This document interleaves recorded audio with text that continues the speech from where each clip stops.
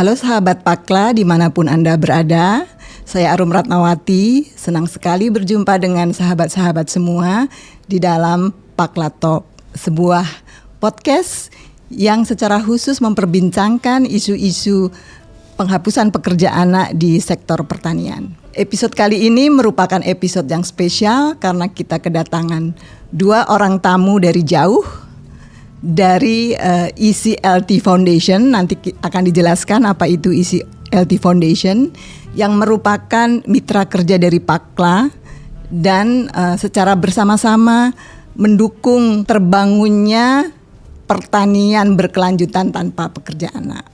Mungkin saya perkenalkan tamu kita. Yang pertama adalah Bapak Roi Fernández Agudo. Beliau adalah Program Manager of ECLT Foundation. Dan yang kedua adalah Bapak Vincent Raad. Beliau adalah Program Officer of ECLT Foundation. Hello Pak Roy and Pak Vincent, how are you? Hello Ibu Arum. Hello Ibu Arum. Good. Di dalam episode kali ini kita akan mendengar lebih banyak terkait apa peran dari ECLT Foundation di dalam pergerakan global untuk penghapusan pekerja anak. Jadi kita akan mengenal apa itu ECLT Foundation dan peran-perannya, dan juga kita akan belajar dari beliau-beliau terkait dengan apa sih tantangan dalam penghapusan pekerja anak di pertanian secara global, begitu ya. Dan juga belajar tentang good practices. Jadi tentu mereka karena bekerja di isu penghapusan pekerja anak di pertanian sudah cukup lama, ada praktek-praktek baik yang kita bisa pelajari bersama dari mereka. Mari kita mulai ya dengan perbincangan kita kali ini. Karena beliau tidak bisa bahasa Indonesia, jadi saya akan mengajukan pertanyaan-pertanyaan dalam bahasa Inggris. Pak Roy and Pak Vincent, could you please tell us a bit about the ECLT Foundation, your mission, your activities, and your program, please? In English, I assume. Yes, yeah. yes. Yes, thank you, Ibu Arum. So ECLT Foundation is a Swiss NGO that is based in Geneva, in Switzerland. It was created approximately 25 years ago. And our objective is to eliminate child labor in rural agricultural communities. We do that through building the capacity of governments, building the capacity of companies as well to respect children's rights and to handle cases of child labor, and also through the implementation of area-based projects in rural communities, providing direct services to children that are identified in child labor, but also providing support for prevention of cases of child labor. We operate in 6 countries, primarily in Eastern and South Africa, and in Indonesia as well. Mm-hmm. Anything to add, Pak Vincent? No, on that's it ECLT, so it's okay. Okay, yeah. So ECLT focus on the effort of elimination child labor in agriculture, or also in other sector? So primarily in agriculture. We started focusing on tobacco growing, so regions where tobacco is grown, but we soon realized that if you focus exclusively on one crop, you're just promoting displacement of child labor, which is basically these children that are vulnerable, that are working today in tobacco. Tomorrow they might work mining, or they might work herding cattle, or on a different commodity. So now that's why we use an area-based approach, and we just try to eliminate all forms of child labor. Okay, so child labor actually they are found in other sector as well, but any specific reason why ECLT focus on child labor in agriculture? It's the most prevalent worldwide. So according to the latest estimates from the ILO and UNICEF, the global estimates on child labor prevalence, I think it's around 65% or 60% of cases of child labor are identified in agriculture globally. Even you work in Indonesia, do you think agriculture in Indonesia also have child labor? It has. There's also some data from 2024 from the government that indicates that there's 1.6, I think, or 1.4 million children working in agriculture, and agriculture contributes to approximately 25% of Indonesia's GDP. So it's an important sector. So you see that this is a strategic sector to be focused on, the agriculture, with regard to the elimination of child labor? Yes, indeed. Yes, definitely. Okay. So there is what we call a global movement in elimination of child labor. But, if we go to the society, perhaps in the community level, for example, in the village, perhaps they don't see why we have to be concerned of the issue of child labor. So it's what is the importance to have you mentioned already that the child labor in agriculture is it's 75%, almost 75% of the child labor in Indonesia. 65%, yeah. But in terms of the nominal number, is it big enough that the world then see that we need this global movement to eliminate it? What is the importance of the issue so that globally we have to work together to eliminate this child labor, particularly in agriculture? Yeah, I mean, in my personal view, I don't know, Vincent, but in my personal view, I mean, it is an important issue, both globally and in Indonesia specifically, where denying children of a future, basically. There's, the Sustainable Development Goals, there's SDG 8.7 that aim at eliminating child labor, all forms of child labor, by 2025. And despite that, we have these latest estimates that I mentioned that say that there's 138 million children in child labor as of today. So it is something that we need to address. And still in Indonesia, even if there has been good progress, and even if the number of children is not involved in child labor is not as big, because 1.4 million, it is still an issue. It's a lot of children being harmed on a daily basis and denied of their future. So I think it's something important and worth addressing. And the government of Indonesia thinks the same. As you know, they're putting more measures in place to ensure that child labor is eliminated. There's new ministries being formed to ensure that human rights are at the front of the agenda. So yeah, I think it's a very key thing. And if I can add to this, not only child labor is a violation of the children's rights, and ethically it should not exist. But it has also a strong economical impact for the countries, because if children are engaging in child labor, they are also not going to school, and if they are not going to school, they cannot pretend to the same jobs in the future. They are not participating to the economy of the country in the same way. So child labor also has a huge impact in maintaining some countries in poverty, or at least not allowing them to participate to the full potential to the economy of the country.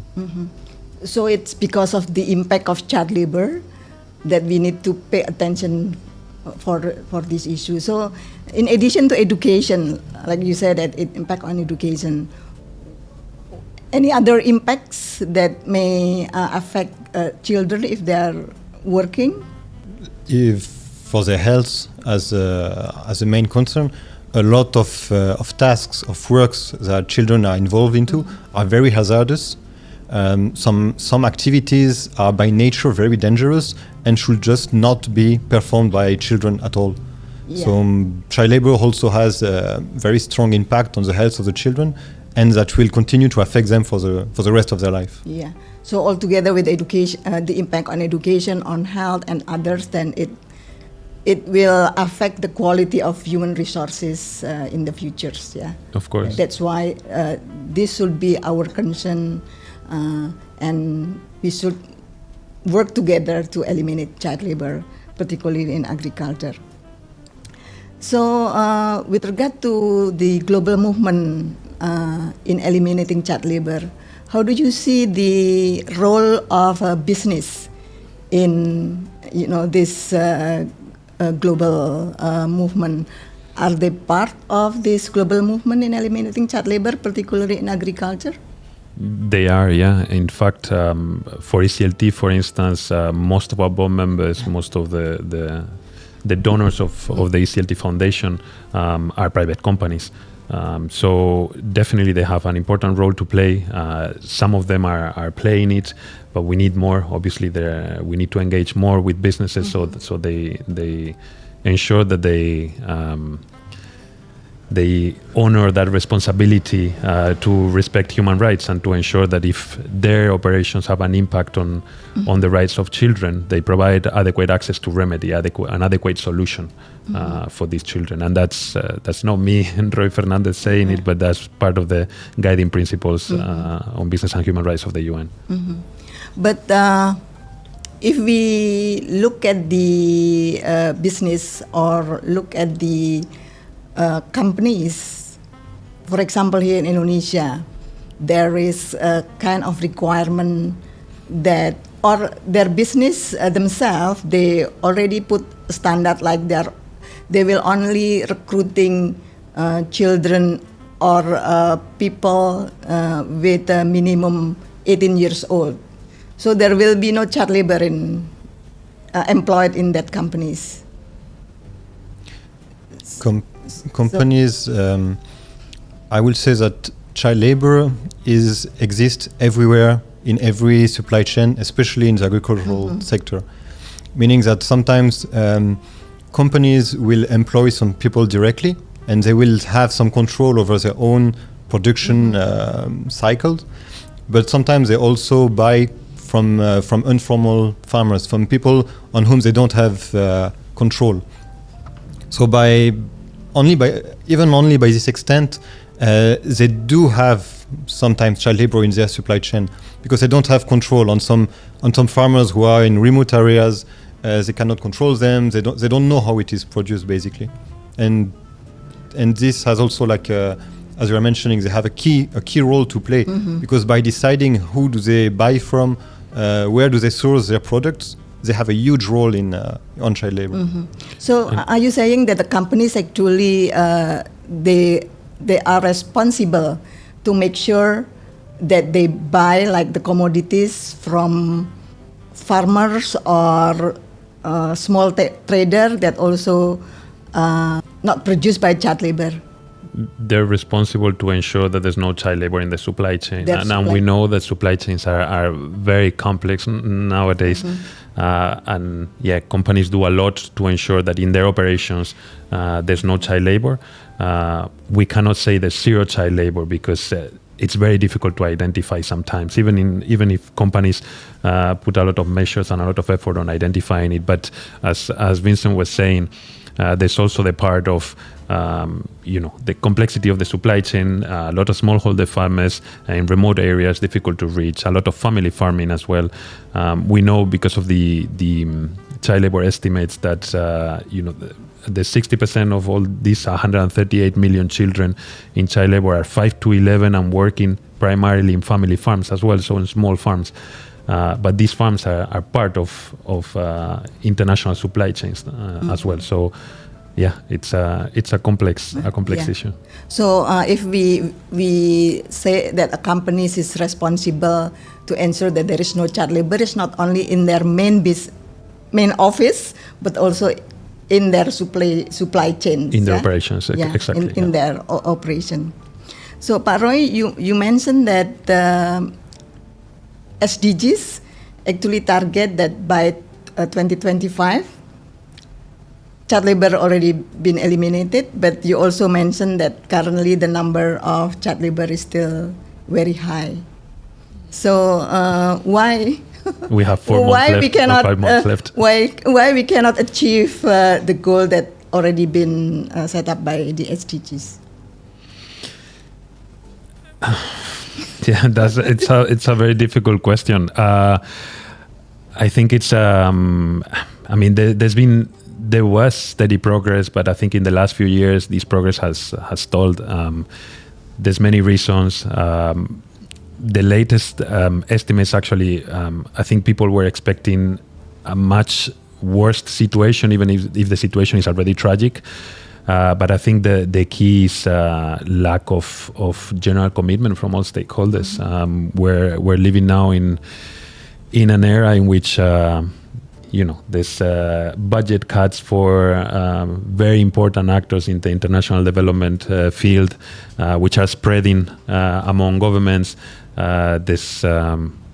There's just, I guess, an acceptance of the whole problem of the situation, and I think, as I said, the problem is lack of a solid commitment. And if I can build on this, I think that to tackle an issue, we have first to acknowledge that the problem exists, that the problem is there, and due to international due diligence and compliance requirements. Many companies or many stakeholders feel that they have to hide child labor, that by hiding it or not acknowledging it, it will be fine. But actually it exists, we have to acknowledge it, then to be able to address the problem. Yeah, of course, to address the problem, meaning that first of all, we have to recognize that we have that kind of problem, yeah? Okay. Exactly. Now, Pak Roi mentioned that despite the fact that child labor still exists, now already 2025, but it still exists, and many of child labor still exists. But there is also progress, meaning that there is already program to address the issue. And we would like to hear from you, because also of your experiences working in a number of countries. What approach do you think need to be taken to address the issue of child labor in agriculture, particularly the approach that proven effective? What approach that we need to take? Do you want to start, or I can start. Mainly, I will say there are two levels of approach.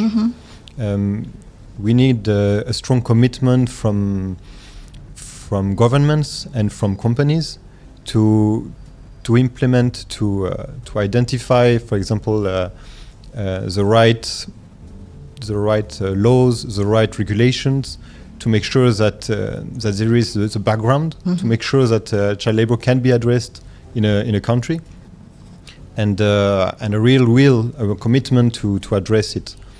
So all this part on working on advocacy, engaging stakeholders from all sectors at once, working on making sure that the right policies are implemented, is a big component of addressing the topic. And the second part is also more at community levels, meaning that very often communities themselves, like due to some cultural understanding, due to some numerous reasons, including poverty and sometimes the lack of options to do otherwise,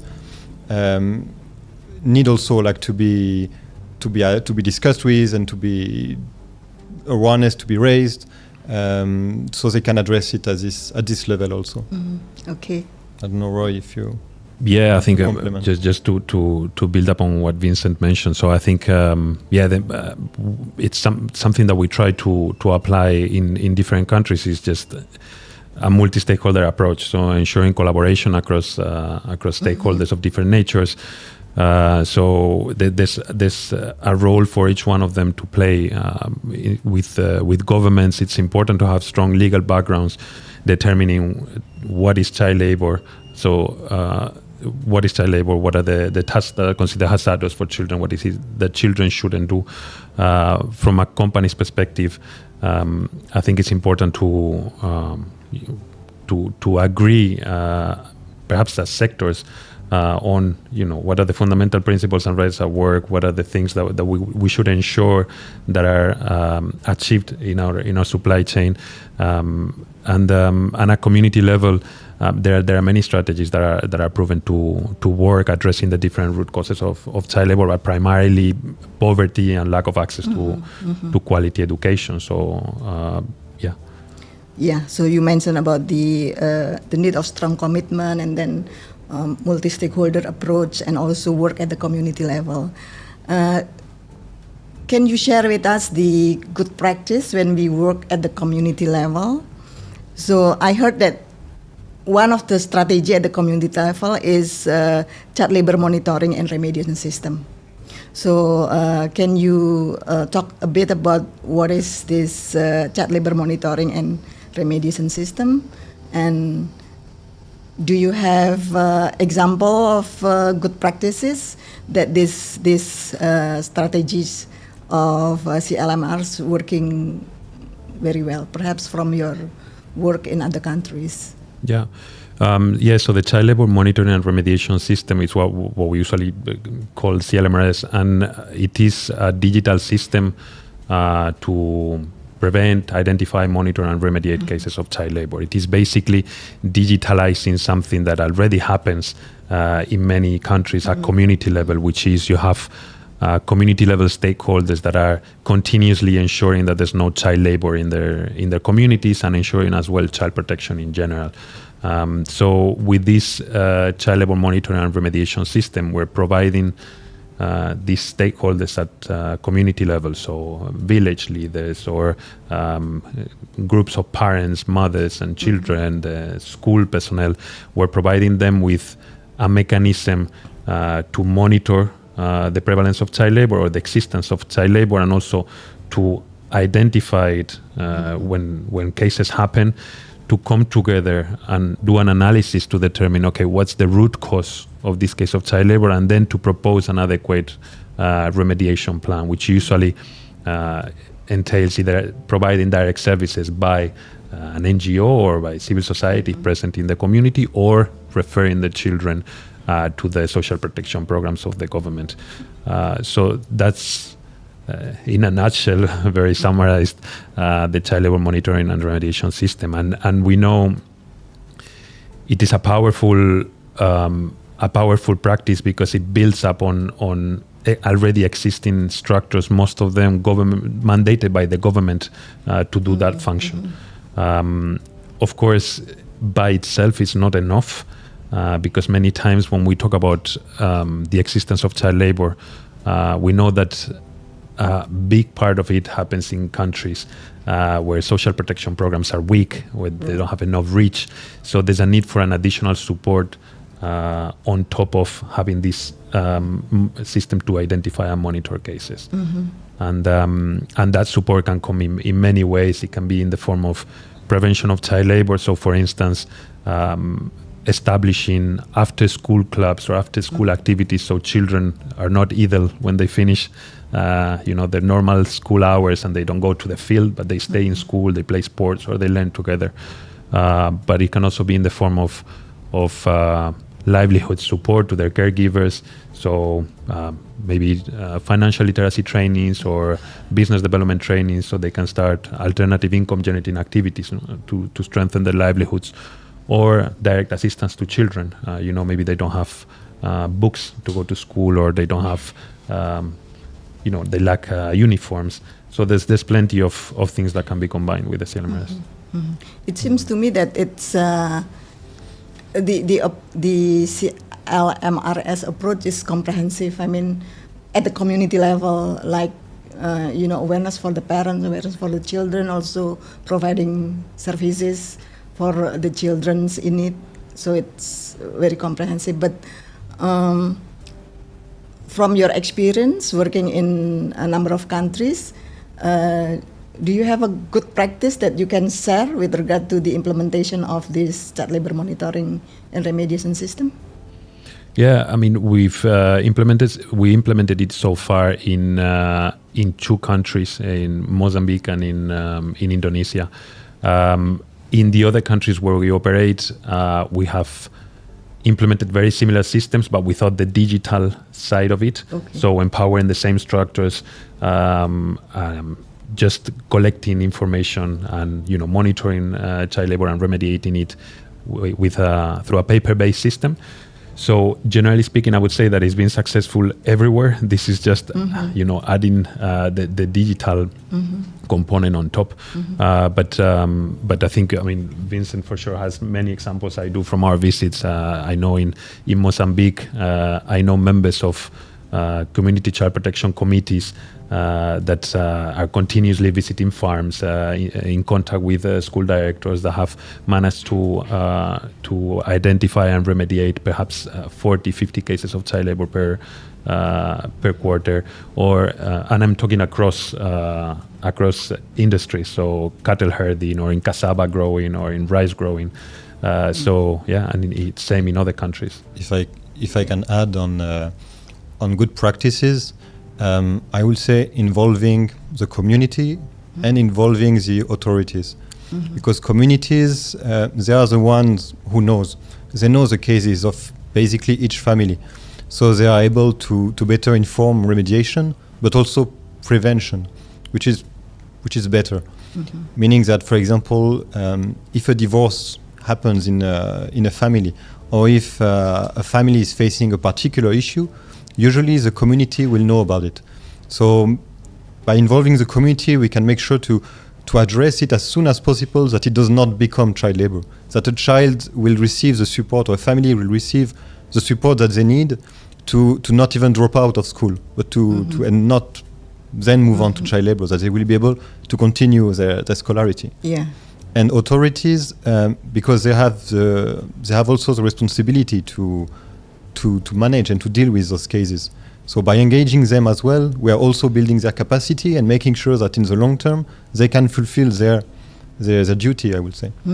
If I may, Borum, just one brief mention, because now Vincent reminded me of something that we saw, for instance, in Uganda, which for me it's a very good example of what happens when you empower community level stakeholders and you don't impose anything, but you let them do these important functions. And it's we supported the creation of VSLAs, which is Village Savings and Loans Association. So savings groups at community level. People from the community come together, they put their money together in safe box, and if they need loans, they take them out, but it's just from the savings that everyone has put together.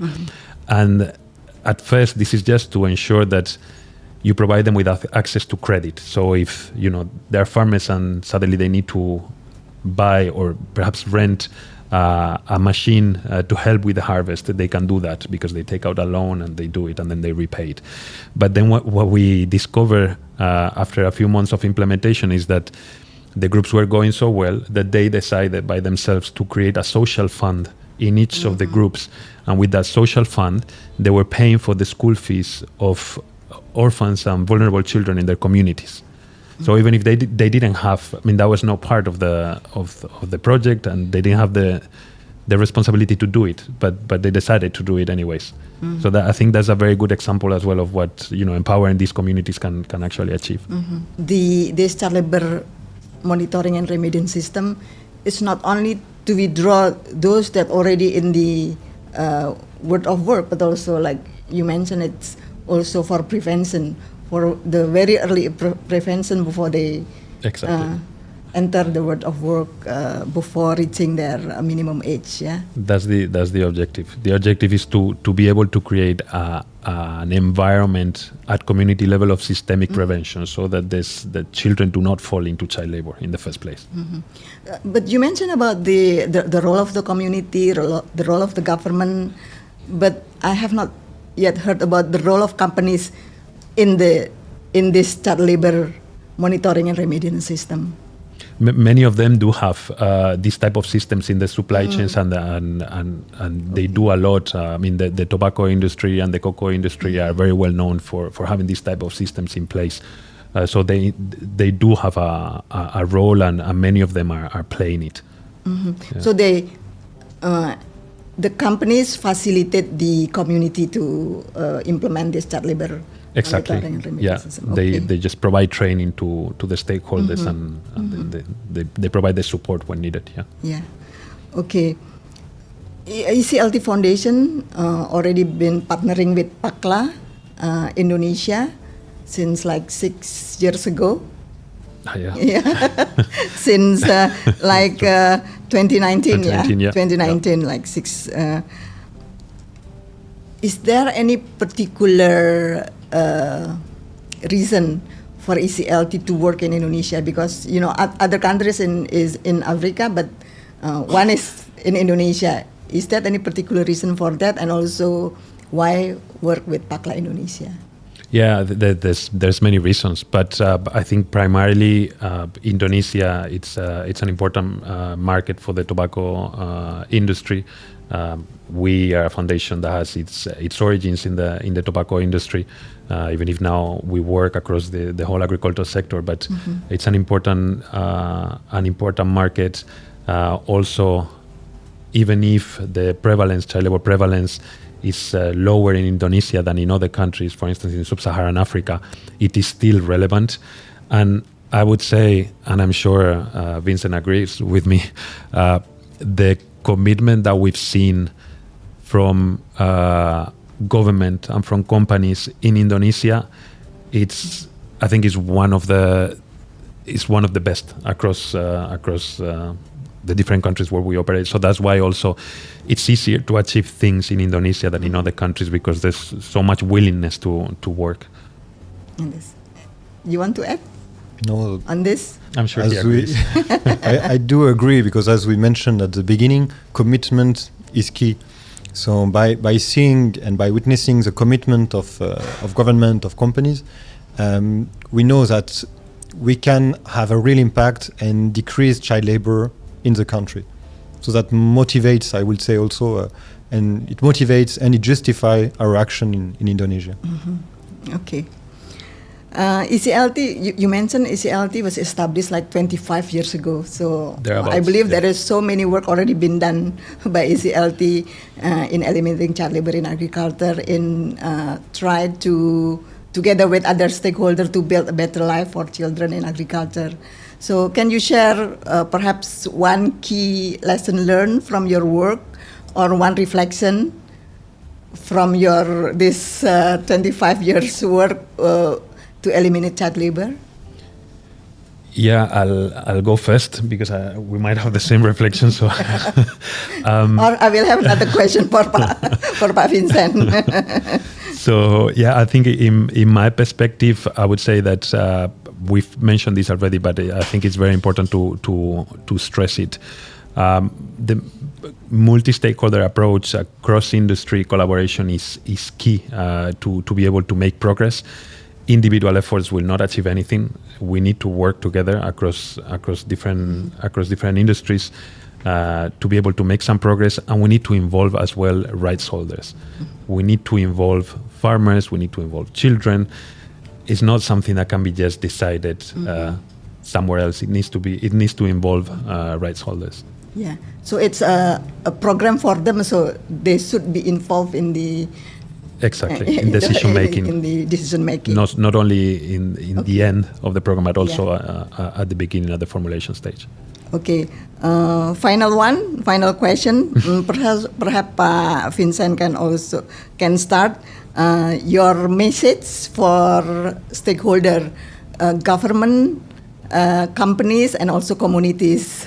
What are your call for action addressed to this stakeholder? My call to them is to acknowledge the issue, meaning that child labor is there. It is not something to hide somewhere. It is something to acknowledge, to address. And my call to them is to take action by working together, by joining PAACLA, which I highly recommend, but by working together, because this is the only way that child labor can be addressed. Okay, thank you. Pak Roi, anything you want to say about call for action for stakeholder? No, I think it was very well put. So yeah, okay. I'm just in agreement. Okay, Pak Roi and Pak Vincent, thank you very much for your information. I hope your information can inspire all of us to strengthen our collaboration in our effort to provide a better life for children in agriculture so that they can be free from engaging in forced child labor and they can learn and strive in the future. Thank you very much again. If I can even add again on this call to action, that for companies, for government, engaging in addressing child labor is not only their duty, but it is only their interest. So they have all the reasons in the world to start the action and to engage in addressing child labor. Okay, Pak. Thank you very much. Thanks to you. Thanks again ya Pak.